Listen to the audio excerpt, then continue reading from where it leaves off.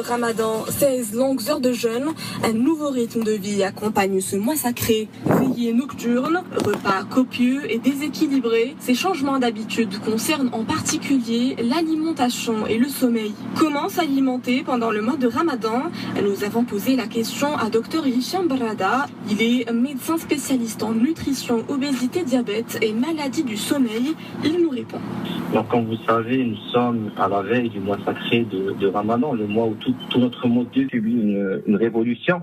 En tant que médecin orienté vers la médecine préventive et diplômé en nutrition, diabétologie et spécialiste des maladies du sommeil, de l'enfant et de l'adulte, il me paraît judicieux et justifié de rapprocher les lecteurs donc, et de lui parler des points forts et des grandes lignes de l'hygiène de vie à adopter, tant sur le plan alimentaire que sur le plan de l'activité physique, sans oublier bien sûr l'organisation du sommeil durant cette période.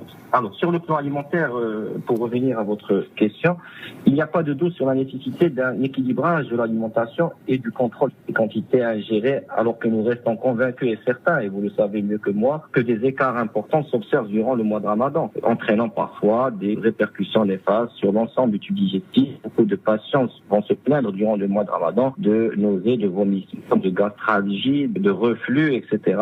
Et aggravant parfois des maladies chroniques telles que l'hypertension artérielle, le diabète, le cholestérol et bien d'autres maladies. Alors l'alimentation qui sera recherchée durant ce mois, elle va allier entre l'alimentation santé. Quand on parle de l'alimentation santé, c'est bien sûr l'alimentation qui est garante d'un bon état de santé et l'alimentation poids qui va nous permettre de conserver le poids d'équilibre. Le mois de Ramadan, c'est l'occasion pour aggraver certaines maladies préexistantes dont j'ai parlé précédemment, mais c'est aussi l'occasion pour générer une prise de poids qui va déclencher chez certaines personnes des maladies chroniques telles que le diabète, l'hypertension artérielle ou les dyslipidémies. Il faut tout d'abord opter pour un bon comportement alimentaire. Et j'insiste dessus, car malheureusement, beaucoup de problèmes en nutrition relèvent des troubles du comportement alimentaire. Il faut éviter de multiplier les prises alimentaires. Dieu sait combien de prises alimentaires sont parfois répertoriées chez certaines personnes. Donc il faut limiter ces prises alimentaires et privilégier des repas structurés et variés pour ne pas faire flamber le nombre de calories. Alors que la nuit, elle est courte, nous avons presque 6 à 7 heures, la nuit, elle est assez courte, et il est recommandé d'organiser cette dernière autour de 2 repas qui seront bien structurés et complets, à savoir le ftour et le soir. Alors le ftour qui prendra la place d'un repas de midi assez copieux, et le soir qui représentera le repas du soir classique. Les repas seront diversifiés. Il ne s'agit pas de se priver de certains aliments connus pour être riches en sucre ou en gras. On n'est pas dans la diabolisation des aliments, mais de les gérer et de maîtriser leur quantité, remplacer un aliment par un autre et de ne pas associer plusieurs aliments du même type entre eux. À titre d'exemple, associer des œufs, du poisson et de la viande. Tous les 3 contiennent des protéines animales, donc il n'y a aucun intérêt à les associer en même temps. Ou alors du pain, de la viennoiserie et des pâtisseries marocaines. Là encore, les 3 produits sont construits à base de farine, donc il n'y a pas d'intérêt nutritionnel à associer les 3 produits en même temps. Donc l'idéal serait de prendre un aliment de chaque catégorie. Le fait de boire de l'eau pour éviter en quelque sorte de consommer des aliments et donc d'apporter à l'organisme un certain nombre de calories, elle s'accompagne d'une modification du pH du sang. Le cerveau attend à ce qu'il y ait donc un apport calorique.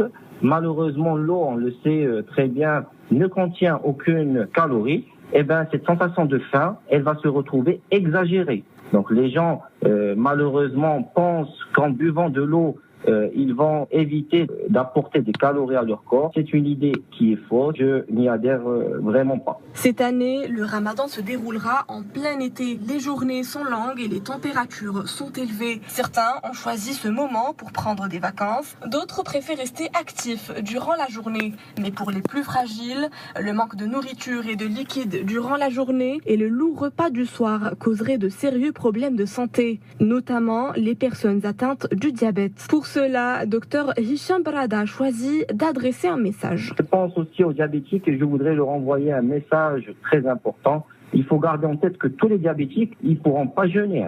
Tous les diabétiques, je le dis bien, ils ne pourront pas jeûner. Mais aussi que tous les diabétiques ne seront tenus de ne pas faire le mois de Ramadan. Donc on ne va pas leur demander à tous de ne pas jeûner. Il faut insister sur cette notion-là. Les diabétiques, ils doivent demander conseil à leur médecin. Il faut que leur traitement et que les risques soient réévalués avant le mois de Ramadan. Il n'est pas recommandé de jeûner sans l'avis de son médecin. L'équilibre du diabète, le bon suivi, mais aussi l'ancienneté du diabète. Quelqu'un qui a un diabète depuis 10 ans ne ressemble pas à quelqu'un qui a un diabète depuis 1 an. Le type de diabète aussi, le type de traitement, les maladies associées, l'âge du patient. Un patient qui a 40 ans et un patient qui a 80 ans, ils courent pas les mêmes risques. Donc tous ces éléments rentrent dans la décision du médecin. Pourquoi il faut consulter, il faut s'adresser à son médecin bien avant le mois de Ramadan. Pendant la période du jeûne, le corps souffre de déshydratation. Un exercice physique favorisera la transpiration et donc forcément la soif et une perte d'eau. Est-il quand même autorisé de se livrer au sport pendant le Ramadan? Une question récurrente chez les jeunes. Il est recommandé de ne pas soumettre à rude épreuve un organisme qui est affaibli par une longue période de jeûne, qui va avoisiner les 18 heures par jour et qui affronte des températures assez élevées. L'activité physique durant la journée elle est totalement déconseillée. J'insiste sur ce point. Il y a beaucoup de personnes qui se mettent durant le mois de Ramadan à pratiquer du sport, alors que durant le reste de l'année, elles sont sédentaires. L'activité physique est conseillée le soir, après la rupture du jeûne. Ainsi de suite, il est fortement recommandé de ne pas exercer des activités qui vont affaiblir et qui vont aggraver les dépenses de l'organisme.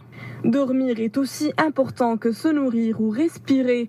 Que se passe-t-il durant le Ramadan au niveau de l'horloge biologique? Qu'en est-il des heures de sommeil perdues durant ce mois sacré? En tant que spécialiste du sommeil, je pense qu'il est actuellement admis que le sommeil se déstructure durant le mois de Ramadan. L'organisation et l'architecture du sommeil se trouvent altérées durant le mois de Ramadan chez les personnes qui sont saines, mais aussi chez les personnes qui souffrent de maladies de sommeil durant les autres mois de l'année. Pour donner certains conseils, je dirais, pratiques, il n'est pas conseillé de trop veiller le soir. Les premières heures de sommeil sont très précieuses, elles sont riches en sommeil profond et le sommeil profond, c'est le sommeil qui va permettre à l'organisme de récupérer en énergie et bien sûr de réorganiser les informations du cerveau. Il faut chercher à dormir entre 3h et 3h30 en début de nuit, c'est-à-dire de minuit par exemple à 3h du matin, se réveiller pour le sport et de rejoindre de nouveau son lit vers le coup de 5h pour rester au lit jusqu'à 7h30. Ça nous fera un total de 5h30